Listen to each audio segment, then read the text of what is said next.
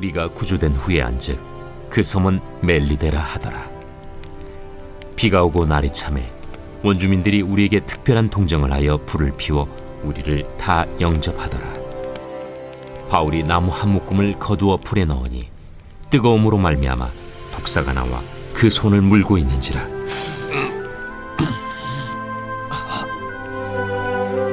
원주민들이 이 짐승이 그 손에 매달려 있음을 보고 서로 말하되, 진실로 이 사람은 살인한 자로다. 바다에서는 구주를 받았으나 공의가 그를 살지 못하게 함이로다. 바울이 그 짐승을 불에 떨어 버리매 조금도 상함이 없더라. 그들은 그가 붙든지 혹은 갑자기 쓰러져 죽을 줄로 기다렸다가 오래 기다려도 그에게 아무 이상이 없음을 보고 돌이켜 생각하여 말하되 그를 신이라 하더라. 이 섬에서 가장 높은 사람 보블리오라 하는 이가 그 근처에 토지가 있는지라. 그가 우리를 영접하여 사흘이나 친절히 머물게 하더니 보블리오의 부친이 열병과 이질에 걸려 누워 있거늘 바울이 들어가서 기도하고 그에게 안수하여 낫게 하매 이러므로 섬 가운데 다른 병든 사람들이 와서 고침을 받고 후한 예로 우리를 대접하고 떠날 때에 우리 쓸 것을 배에 실었더라.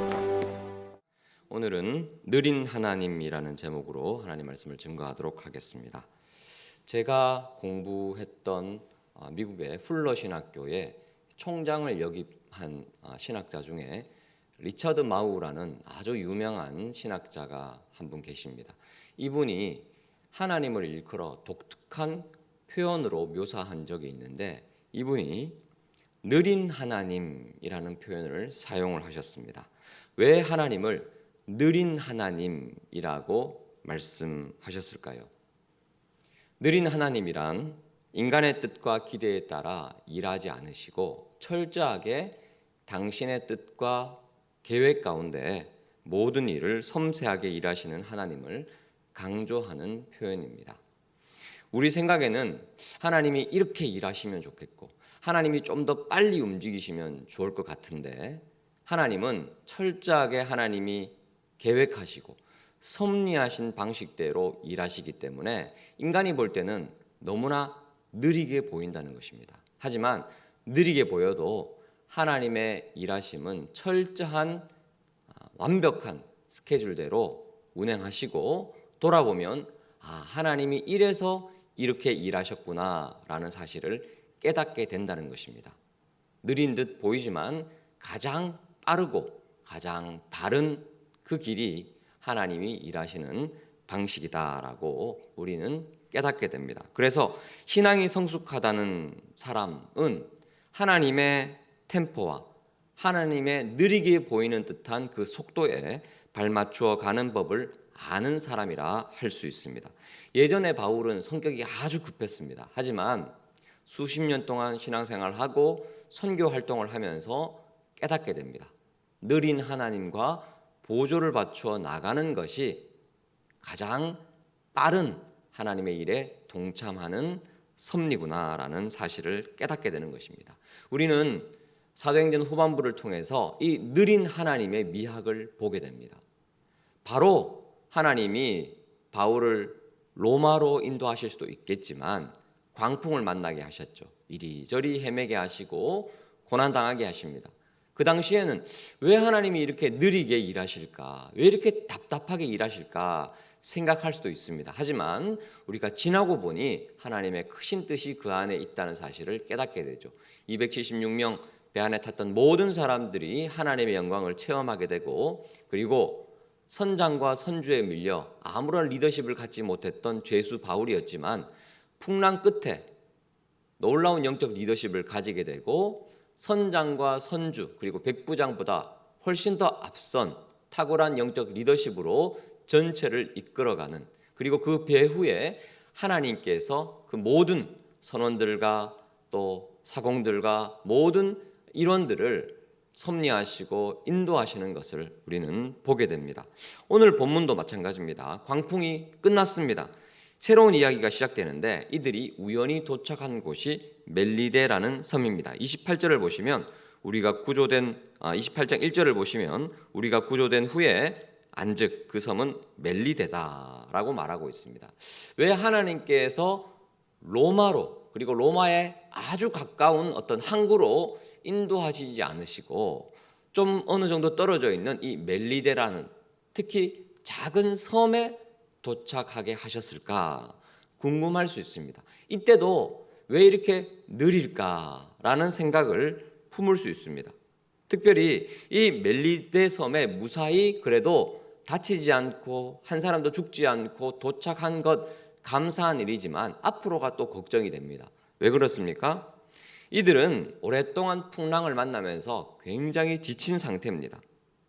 그 전날 바울이 먹으라고 해서 권유해서 먹은 한 끼 식량이 전부였습니다. 나머지 식량도 다 버린 상태고 또 체력적으로도 고갈된 상태였습니다. 그리고 무태 가까이 왔을 때 27장 후반부를 보시면 44절을 보시면 널조각 혹은 배 물건에 의지하여서 구조되어서 나갔습니다. 어떤 사람들은 43절에 헤엄쳐 뛰어내려갔습니다. 그러니까 지금 온 몸이 276명 다 바닷물에 흠뻑 젖은 상태입니다. 게다가 날씨는 어떻습니까? 2절입니다. 비가 오고 날이 참해 비가 오는 상태입니다. 그리고 기온도 굉장히 낮은 상태입니다. 그러면 276명 전체가 저체온증에 시달려서 지금 생명의 위협도 받을 수 있는 상황입니다. 무엇보다 가지고 있던 짐과 도구들, 그 풍랑을 만났을 때 배를 가볍게 하기 위해서 다 던져버렸습니다. 이제 로마로 다시 출발한다? 이것은 현실적으로 불가능한 일입니다. 체력적으로도 또 정신적으로도 너무나 지쳐있는 상태고 가지고 있는 여러 가지 도구나 또 식량도 부족한 상태입니다. 육지에 도착해서 다행이긴 하지만 로마로 나아갈 수 있는 형편이 아닙니다. 여기에서 또 느린 하나님에 대한 생각이 떠오를 수밖에 없는 상황입니다. 그런데 하나님의 스케줄은 정확하다. 하나님은 느린 듯 보이지만 가장 바른 길로 빠르게 우리를 인도하신다라는 확신이 사도 바울에게 있었습니다.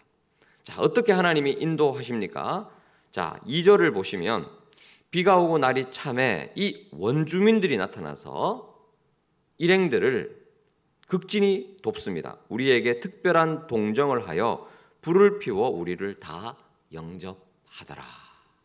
하나님께서 누구를 예비하십니까? 원주민들을 예비해서 따뜻한 불을 피워서 영접을 하게 그 마음을 움직여 주셨습니다.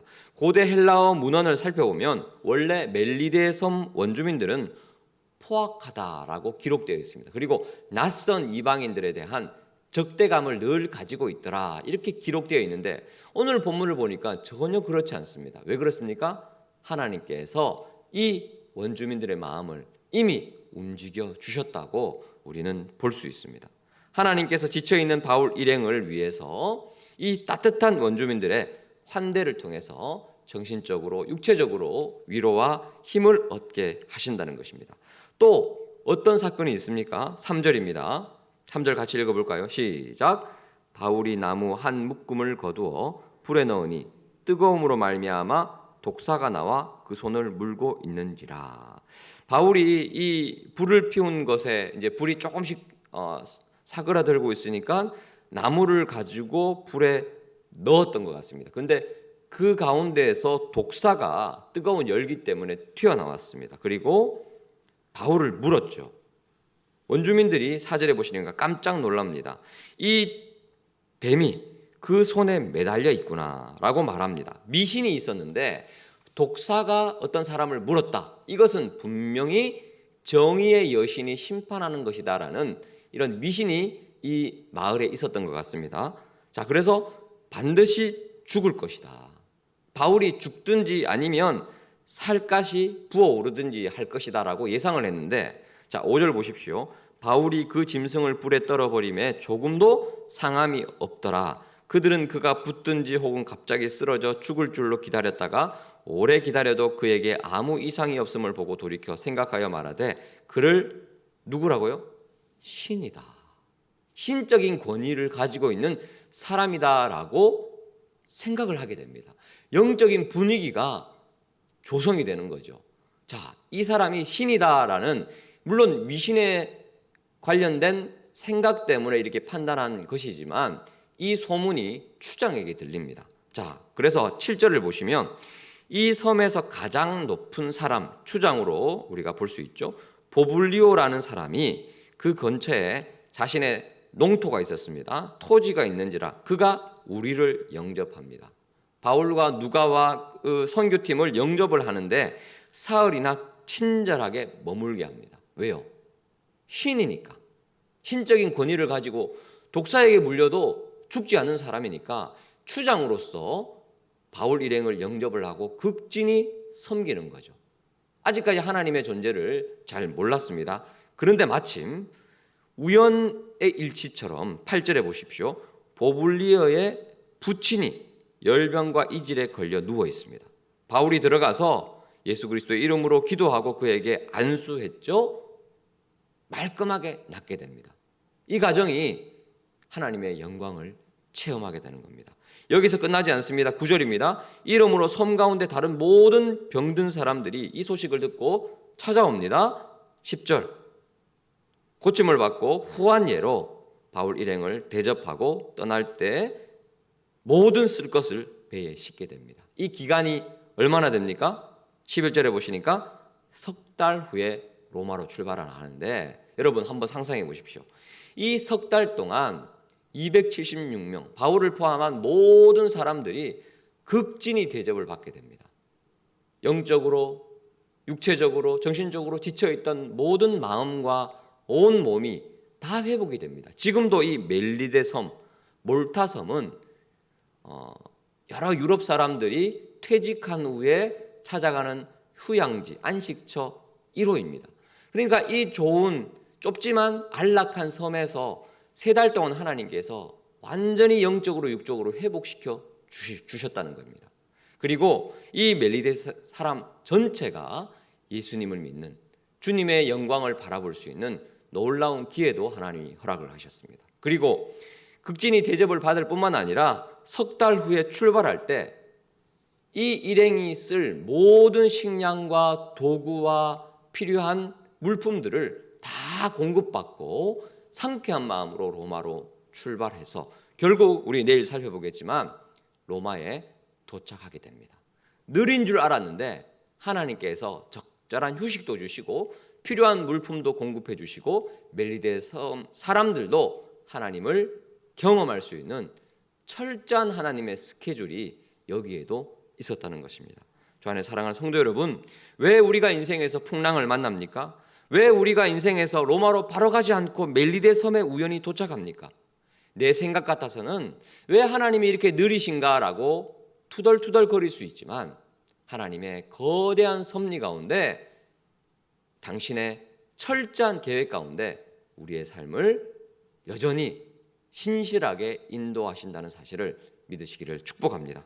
오늘 하루도 하나님의 완벽한 시간표에 보조를 맞추어 겸손히 순종함으로 나아가시는 저와 여러분 되시기를 축복합니다. 우리 말씀을 기억하면서 주의 이름을 부르고 기도하도록 하겠습니다.